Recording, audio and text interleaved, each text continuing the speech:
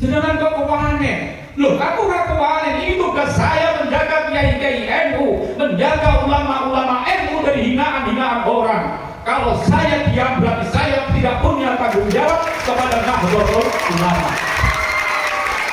Saya tidak takut kalau saya dikeluarkan dari NU, saya tidak takut kalau saya tidak jadi pengurus NU, tapi yang saya takutkan kalau saya jadi pengurus NU, tapi saya tidak bisa banyak berbuat ketika kiai-kiai kita dihina, ketika sejarah bangsa dibelokkan, ketika ada orang-orang yang ingin memporak-porandakan sejarah bangsa Indonesia. Kita harus sadar, kalau 1 tahun, 2 tahun yang akan datang, 5 tahun yang akan datang, orang-orang yang akan membelokkan sejarah ini dibiarkan, saya yakin di Indonesia akan hilang rasa nasionalismenya. Semoga saja di saat Anda menyimak video ini, semoga tidak ada gangguan, artinya kebisingan lah ya. Saya ingin Anda menyimak video ini dengan jelas ya, dan mohon agar supaya yang sudah mengeklik ini tidak men-skip-skip. Ini penting ya, ini penting untuk kita dengarkan hingga akhir. Ini akan disampaikan ya dengan cukup tegas sekali. Ya sebenarnya sudah jelas ya terkait di dalam video cuplikan tadi ya. Di dalam ketegasan beliau luar biasa sekali ya. Beliau belak-belakan ya, kemukakan hal tersebut. Dan ada lagi hal yang begitu sangat-sangat mengejutkan sekali ya. Dan mohon sekali lagi disimak ya dengan jelas ya, jangan di skip-skip saudaraku.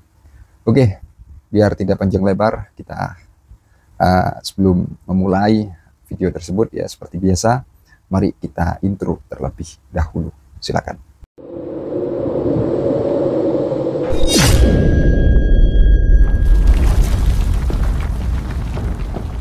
Assalamualaikum warahmatullahi wabarakatuh. Bismillahirrahmanirrahim. Alhamdulillahi rabbil alamin. Wassalatu wassalamu ala asrafil mursalin Sayyidina wa maulana Muhammadin wa ala alihi wa ashabihi ajma'in, amma ba'd. Yang kami hormati Bapak Bupati Wonogiri, yang pada kesempatan hari ini diwakili oleh Asisten 1 Kesra dan Pemerintahan Bapak Dr. Andes Teguh Setiono, yang insya Allah beliau juga nanti menjadi pengurus PCNU Kabupaten Wonogiri. Amin. Buat beliau mau pensiun, saya bilang jangan pensiun Pak, setelah pensiun mohon bisa bergabung dengan NU, karena beliau di Asisten Kesra dan Pemerintahan sehingga banyak tahu hal tentang regulasi-regulasi yang ada. Beliau siap karena beliau aslinya Kendal, sehingga memang asli Nahdliyin. Hingga menghormati pengasuh Pondok Pesantren Gani Tirto Asri, panjenenganipun Romo Kiai Haji Muhsin Idris yang luar biasa, senior saya, dulu saya belajar organisasi dari beliau. Tahun 90-an saya jadi ketua PAC Ansor Jatisrono, kemudian diajak muktamar kongres Ansor, terus diajari berorganisasi, sehingga saya jadi seperti ini karena beliau juga. Ingkang kula hormati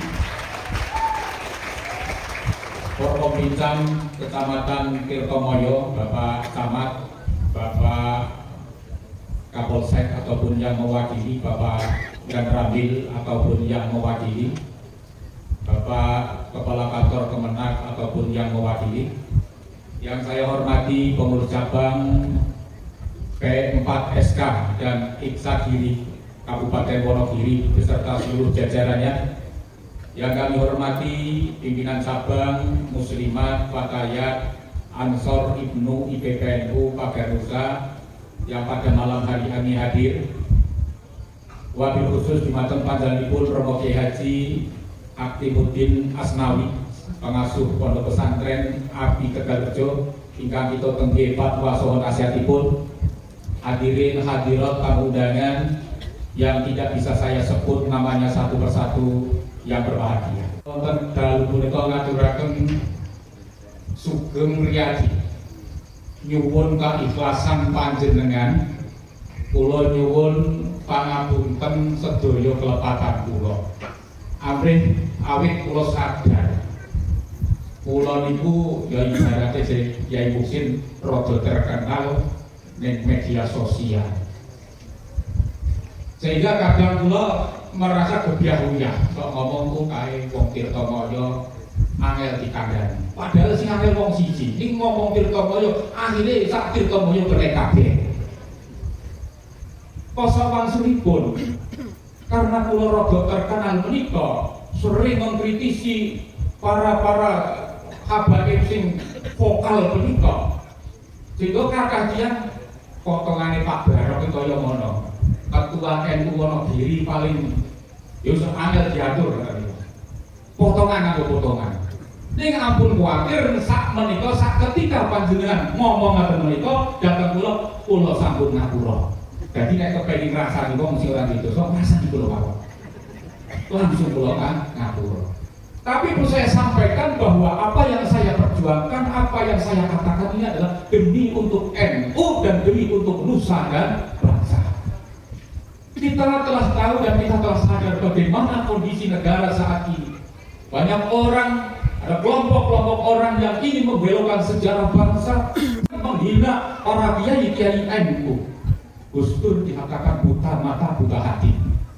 Kiai Ma'ruf Amin, ulama Nahdlatul Ulama sepuh kita dikatakan batin. Saya selaku pengurus NU tentunya sadar, saya tersinggung, saya sakit hati, maka orang-orang ini harus tentunya disuruh keluar dari Indonesia.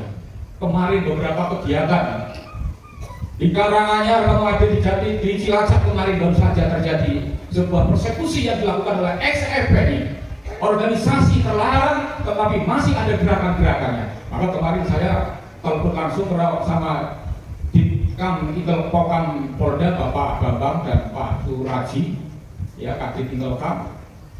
Kemudian beliau meminta untuk saya untuk meredam orang-orang Nusantara, warga NU yang di daerah yang tentunya amarahnya sudah tidak tertahan lagi. Saya sampaikan, sebenarnya kami sudah lama menahan emosi yang ada di hati dan dada kita.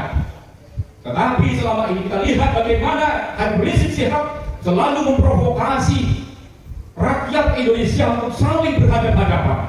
Bagaimana Bahar Smith di dalam ceramahnya selalu mengacung-acungkan pedang untuk mengajak kepada rakyat Indonesia untuk berperang. Ini tindakan kriminal.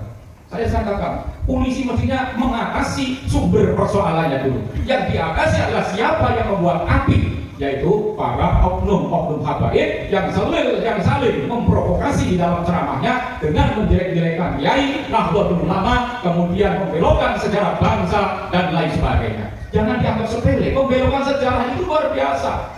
Kalau kita diam, sejarah dibelokkan. Bangsa Indonesia kalau tidak ada orang Yaman, tidak ada orang-orang Banglawi, maka Indonesia belum merdeka. Mengatakan juga kakinya para habaib lebih mulia daripada kepalanya kiai. Astagfirullahaladzim. Siapa yang tidak sakit? Maka ketika ada orang tanya, Pak Barok, jenengan pengurus NU, jenengan kok kewanen?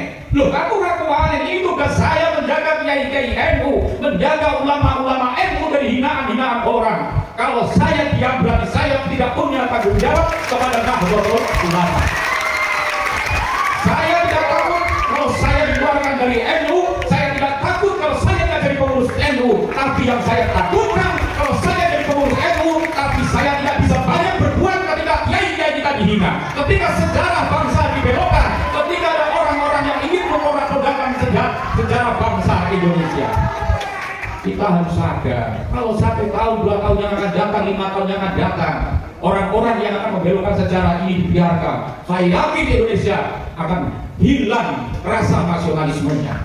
Dan sekarang pun sudah kita rasakan bersama-sama. Maka sekarang sudah banyak ulama-ulama sepuh kita sudah tersadarkan, dan mudah-mudahan dengan tersadarkan ini Indonesia akan semakin sejahtera, Indonesia akan semakin makmur, dan Indonesia akan semakin aman.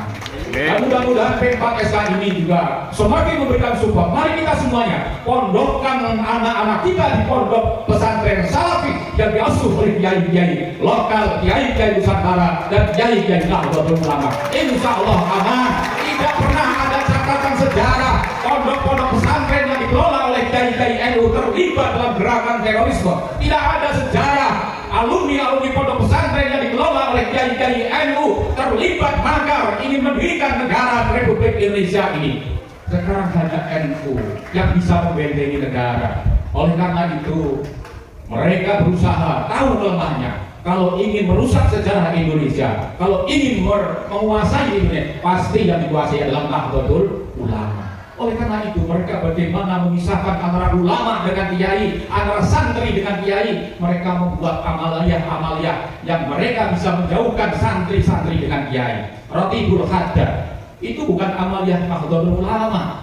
Karena apa? Tidak mau bertawasul pada Syekh Abdul Qadir Jailani dan tidak mau bertawasul para muassis Nahdlatul Ulama. Tawasulnya kepada Fakih Muqaddam. Ini yang disadari. Kita terhipnotis. Lama-lama kemudian orang-orang menjauh dengan kiai-kiai kita, menjauh dengan pondok-pondok pesantren yang diasuh oleh kiai-kiai NU. Mereka tidak sadar amaliyah-amaliyah inilah yang menjauhkan santri-santri dengan kiai.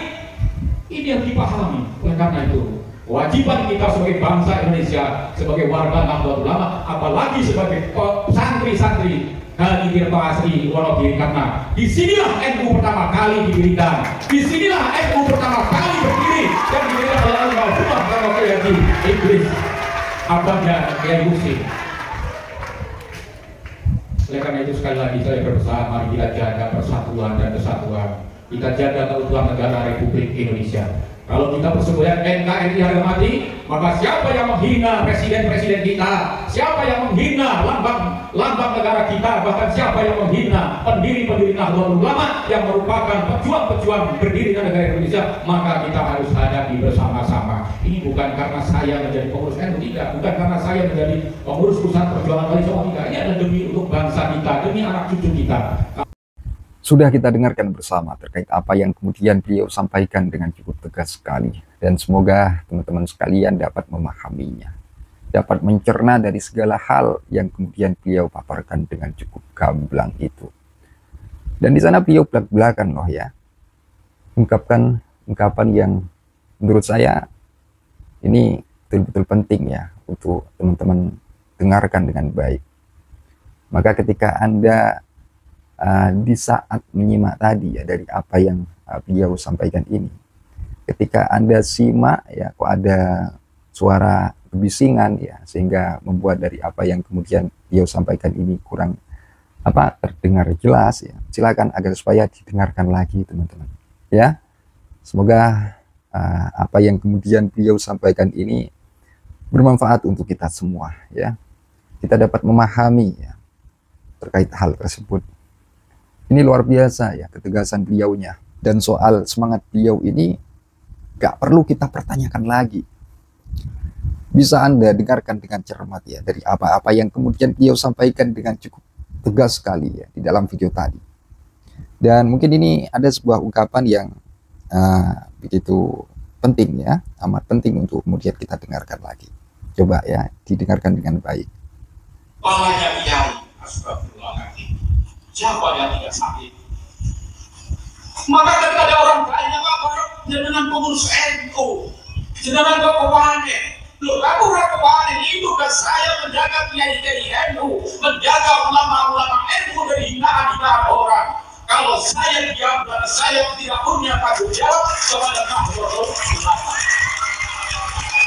saya tidak takut kalau saya dikeluarkan dari NU, saya tidak takut kalau saya tidak jadi pengurus NU. Tapi yang saya takutkan kalau saya jadi pengurus NU, tapi saya tidak bisa banyak berbuat ketika kiai-kiai tidak dihingar, ketika sejarah bangsa dibelokkan, ketika ada orang-orang yang ingin mengorbankan sejarah bangsa Indonesia. Kita harus sadar, kalau 1 tahun, 2 tahun yang akan datang, 5 tahun yang akan datang, orang-orang yang akan membelokkan sejarah ini dibiarkan, baik lagi di Indonesia akan hilang rasa nasionalismenya. Dan sekarang pun sudah kita rasakan bersama-sama, maka sekarang sudah banyak ulama-ulama sepuh kita. Luar biasa sekali, luar biasa teman-teman ya. Dia sampaikan hal tersebut dengan cukup tegas ya, tegas itu. Dan semoga video ini dapat Anda pahami dengan baik ya, dapat Anda cerna dengan baik, dan agar supaya tidak digagal pahami ya. Mungkin hanya itu yang bisa saya sampaikan pada kesempatan kali ini. Semoga beliaunya panjang umur, sehat selalu, ya. Semoga beliau Kiai Mubarak ini nikmat ya di dalam kehidupannya. Hanya itu dari saya. Apabila ada sebuah kekeliruan kata, ungkapan, narasi, saya mohon maaf sebesar-besarnya ya. Saya mohon maaf sebesar-besarnya.